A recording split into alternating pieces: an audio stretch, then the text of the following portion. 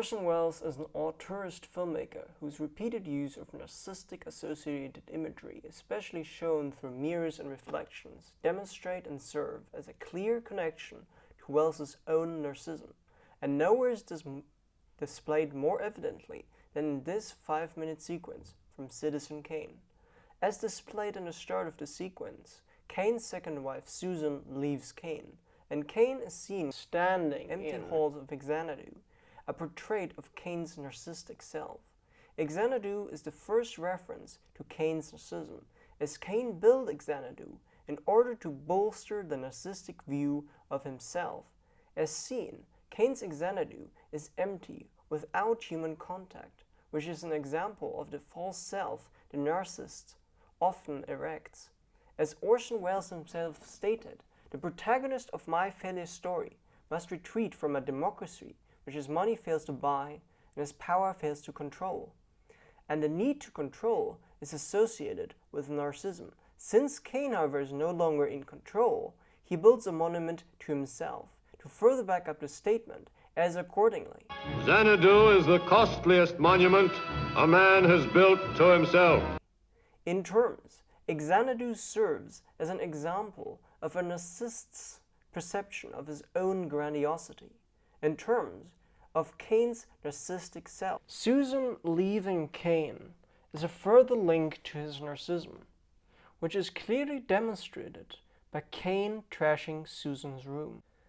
Kane in his role is portrayed as narcissistic. This is because Citizen Kane in its entirety has often been considered a character study of the narcissistic personality. Kane in terms can be categorized under the psychoanalytical description of the id, as he follows his desires irrespective of the hurt he may cause, proving as a further backup, narcissism is also associated with the id. As Orson Welles stated, Kane is a man who has money, and since he doesn't have to concern himself with making more, naturally wishes to use it for the exercise of power. As mentioned before, the need to control is associated with narcissism. Kane in terms seeks attention and admiration, which is a further link to narcissism. However, since Susan leaves Kane, she in terms denies Kane's desire for admiration or attention. Since Kane cannot have what he wants, he as a result falls into a narcissistic rage, which is a reaction to his feelings of helplessness because of his inability to control Susan or anyone else. Therefore, backing up the statement, the final and most prominent link to narcissism in the sequence is Kane walking by a hall of mirrors. Even though this essay has proven that the scenes within the chosen sequence are a clear and prominent display of narcissism, the Hall of Mirrors is the ultimate proof of this claim. This is because the mirror is a link to narcissism. To further back up the statement, when considering the scene where Kane's closest friend states, "You don't care about anything except you. You just want to persuade people that you love them so much that they ought to love you back." And Kane's second wife states, "Love me? You want me to love you? Sure. I'm Charles Foster Kane. Whatever you want, just name it and it's yours. But you gotta love me." Kane, therefore, similar to Narcissus in Greek mythology, aspires an impossible love in others. Narcissus is known to have been in love with his own reflection, ultimately connecting the reflection of Kane to narcissism. Therefore, this sequence, in its totality, especially through the Hall of Mirrors, ultimately portrays Kane's portrayal as a narcissistic personality whose friends and lovers dropped away, leaving him alone, as shown through the images on screen in a castle filled with numberless artwork backing up the claim made.